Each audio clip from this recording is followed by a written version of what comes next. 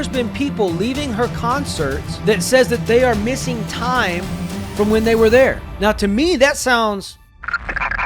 Faith and Failures Podcast. Taylor Swift. Now, if you've been following her, we're shifting gears a little bit, we're changing genres. Taylor Swift, if you've been following her at all, you know that she's had some questionable things pop up, that she is like been a big name for a while, but it seems to be more prominent here recently. You know you're a Swiftie. Don't you blaspheme on my channel like that. No, I'm not. I'm not a nifty Swiftie. I am not at all. But there's been some questionable things surrounding what she has been doing lately. We're going to look at a couple of clips that is Taylor Swift and hold on, I got to put that one on the channel so everybody, wherever they're watching, can see that. Look at his comment. Taylor Swift, Neapolitan Dynamite in drag. That may be the best Taylor Swift definition I've ever heard in my life. That made my Memorial Day great. So if you're tuning in and you're watching, don't forget to subscribe to the YouTube channel, like and share on Facebook. And if you don't mind, free of charge, you can give this video a thumb up and it will help other people find it as well, because the algorithm will say, hey, these people like this. Doesn't cost you a thing. Thank you for that thumbs up. I appreciate it. And also, too, any links below. If you shop on Amazon, this is crazy, but this is how it works. If you shop on Amazon, any link below, if it's an Amazon link, I'm an Amazon affiliate. You can buy water from my link, and I will get commissions for it at no extra charge to you. Doesn't matter what you buy. You can just click the link and do your shopping. So just letting you know, it helps the channel out. I don't get a whole lot. If you want to donate directly to the channel, there's a PayPal link. But other than that, Amazon is not that much, like $20 a month. And that's it. But that's better than nothing. So we're going to watch this other video. And there's been controversy on Taylor Swift surrounding, like there's been people leaving her concerts that says that they are missing time from when they were there. Now, to me, that sounds a little bit suspect. How are you going to go to a concert and you're missing chunks of time? And this is not like one person.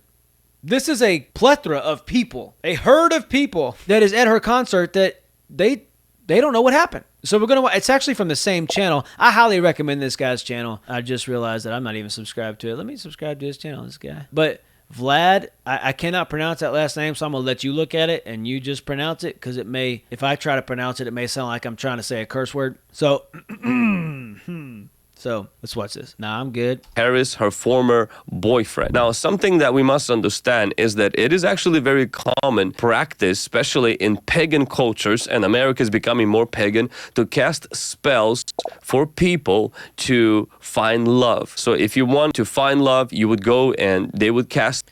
That's a very good point, Dave. Look at his comment. It says, all things are spiritual in nature. To pass it off as not is to give ground to the enemy.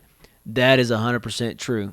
And I think that's why a lot of times we end up losing ground. We end up losing battles because we think it's something of the flesh when actually we are in spiritual warfare. And we end up trying to fight spiritual battles with fleshly weapons, and we wonder why we keep losing ground, we keep losing battle. It's because we're not prepared properly by the Spirit, through the Spirit, and guarded by the Spirit. This is real, y'all. This is not something to play with. This is real stuff. And the thing is, we will hear stuff like this. Listen to me. We will hear stuff like this. We will hear facts. We will hear facts. And we will discard it as someone being, it's the boogeyman. You know, they're just being all hyper spiritual, but it's facts. It's actual real things that are happening right now. And we forget that this is not a game. And you are living a life, but if you belong to Christ, it's not a life that belongs to you anymore. And you begin to, and I always pray to God, I say, God, the things in front of me that are trying to attack, trying to trip me, trying to lure me, trying to set traps, set snares, trying to get strongholds in my mind, in my life, in my heart, in my soul, in my family, let me see it in the spiritual realm so that I can know how to fight. Because that right there, if you know how to fight, if you know what you're fighting, then you know what weapons to use and you can step up to it. Let's go on. Sorry. Spells on you. These spells are extremely dangerous. First of all, the whole idea is demonic, but those spells, they have their expiration date and they usually backfire. I have met people, we prayed for people, delivered people from demons that got those demons through those spells.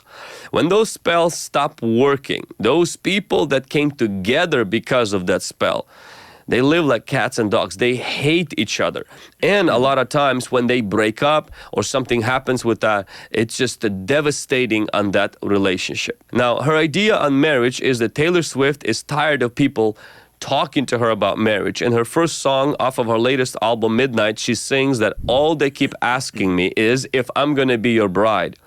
The only kind of girl they see is a one night or a wife. Her song, Lavender Haze, finds her complaining about the 1950s stuff, blankety they want from me. This doesn't seem to be me in the traditional version of a wife. She just simply complains about marriage. As we know that she's been having struggles with relationships, and there is this aversion toward marriage. And why am I mentioning these things and pulling her life maybe to just smaller little pieces for us to see? Because if you are under influence of her music, you must understand is that it will begin to go into your subconscious, and your views on marriage will begin to modify and begin to change to her views and lifestyle. When somebody speaks, when somebody sings, when somebody writes, there is a form of impartation that takes place to the listener and to the reader.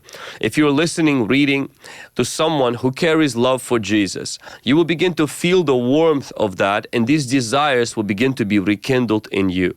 If you listen, if you watch the things that have lust, that have spells, that have witchcraft, your mind will slowly get desensitized, because you're looking at these people like, man, they're normal, they're good, they're famous, and if they like this stuff, it must not be that bad.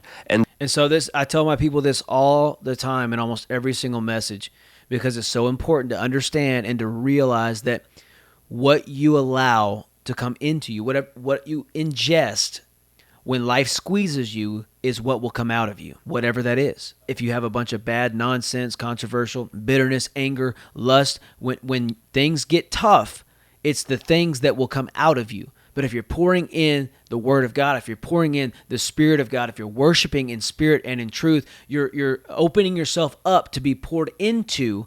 But to be able to be an empty vessel is so crucial to being spiritually, mentally, physically healthy, is to be empty of all the junk so that purity, love, real love, clarity can be poured into you, that can only, and true joy, not happiness. Happiness, you can try to buy things and cover up wounds and fill the empty voids, but if you have true joy that comes only from the Father, it cannot be bought. And then when things get bad, you still have joy coming out of you because it's been pouring into you. And then slowly, once the enemy desensitizes you, it's like that cooking of that frog.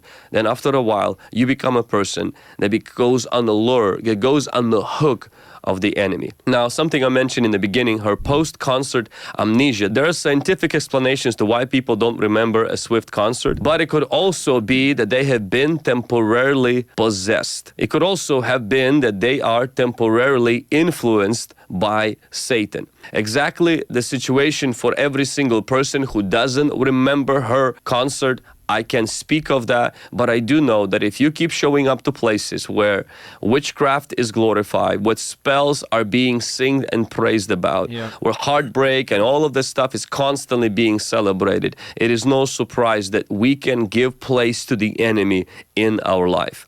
She has a belief in karma. Taylor Swift has long been a firm believer in karma. Her acknowledgement of karma goes back to that video of 73 questions with Taylor Swift in 2016, where she states karma is real. In her latest hit, she exposes the dynamics of that concept even further over the course of 3 minutes and 30 seconds. The selected lyrics to her song Karma goes something like this: "'Cause karma is my boyfriend. Karma is a god.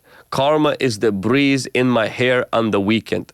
Karma's a relaxing thought. Aren't you envious that for you it's not?" Now, it has a rhyme to it, but the theology behind it is wrong. So there's two main things that I want to highlight concerning this. Number one, and that is spells are not okay. If you watch her Willow video and just the idea that is becoming more and more culturally relevant, and that is with witchcraft, with me.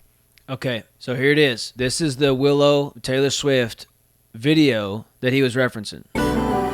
Stronger than a 90s trend. Wait for the signal and I'll meet you. All of a sudden, it was like playing, and they were in light clothes, and they were like, whatever, kind of happy-go-lucky. And then all of a sudden, everything just like that switched, and it went dark. And now they're in robes. It's some sort of like vampire witchcraft movie or something. I don't know if I'm going to get flagged for this on YouTube. I hope it doesn't kick me off, but there it is, firsthand. You saw it. Witchcraft and it's literally about putting a spell on somebody and doing all this other junk. That's my man. You know that my Mediums, with spiritists, with divination, and with sorcery. Guys, as a person who believes in the Bible and as a person who believes in casting out evil spirits, I see this more and more. And the people that are being today on, I would say, the devil's payroll to help propagate and spread paganism in our culture are artists. Yep, 100%. They are on the front lines of the devil's work, and this is where the problem is really taking root, because Christians, now if you don't know God, that's fine, but those of you that claim that you do, ask yourself, are you allowing something to infiltrate your spirit, your home, your mind, your ears, your eyes, and then you go to justify it because you grew up with it or it's culturally acceptable? But we are called to be going against the culture, to infiltrate the culture, not the culture infiltrating the body of believers. It's the other way around. We are called to shine a light into the darkness, to shine a light in dark places, not allow the darkness to creep in and smolder out the light, to seclude us to where we can't do anything, our hands are tied. Faith and Failures Podcast.